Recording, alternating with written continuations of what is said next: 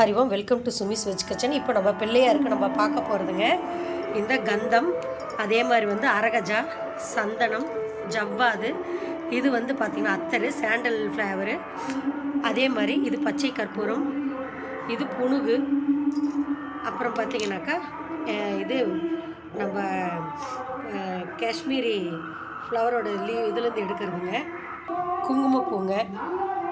இதெல்லாம் நம்ம அரைச்சி பிள்ளையாருக்கு நம்ம அப்படி செய்யும்போது நல்லா குழச்சிங்க பன்னீரில் விட்டு அரைச்சி வாசனையை தினமும் நம்ம செய்ய செய்ய செய்ய பிள்ளையாருக்கு நம்ம எந்த அளவுக்கு செய்கிறோமோ லக்ஷ்மி கடாட்சம் நம்மளுக்கு கிடைக்குங்க.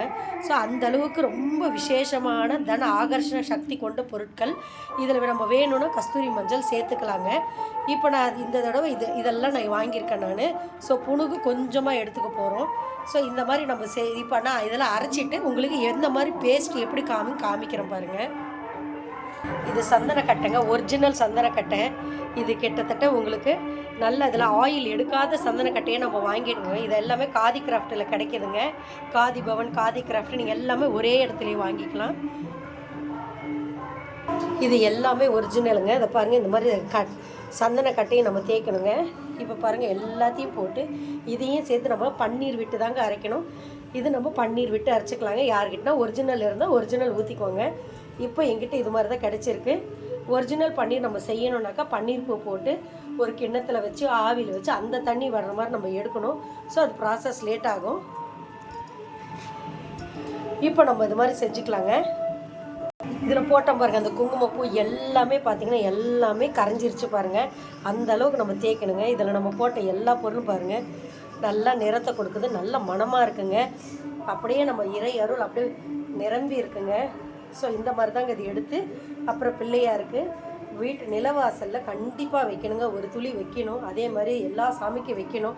அப்படி வைக்கும்போது உங்களுக்கு தன ஆகர்ஷண சக்தி கிடைக்கும். உங்கள் வீட்டில் சுபிக்ஷம் கிடைக்கும்.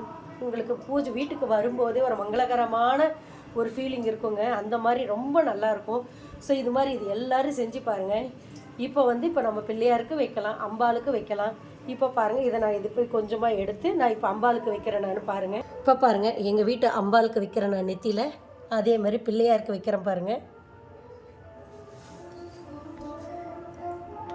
இந்த மாதிரி வைக்கும்போது குடும்பத்தில் சுபிக்ஷம் கிடைக்குங்க.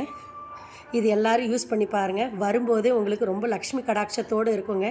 இந்த பிள்ளையார் சதுர்த்திக்கு இந்த மாதிரி அஷ்டகந்தம் சூர்ணம் ரெடி பண்ணி பிள்ளையாருக்கு சாமிக்கு வச்சிங்கனாக்கா நம்ம அல்ல பணம் குறையாத செல்வம் எப்பொழுதும் நம்ம வீட்டில் வற்றாமல் இருக்குங்க. இது செஞ்சு பாருங்கள். இந்த வீடியோ உங்களுக்கு எல்லாருக்கும் பிடிச்சிருக்குன்னு நினைக்கிறேன். இதே மாதிரி உங்களை வேறு ஒரு நிகழ்ச்சியில் சந்திக்கிறேங்க. அது வரைக்கும் உங்களிடமிருந்து விடைபெறுவது உங்கள் சுமித்ரா சுரேஷ் பாபு. நன்றி, வணக்கம்.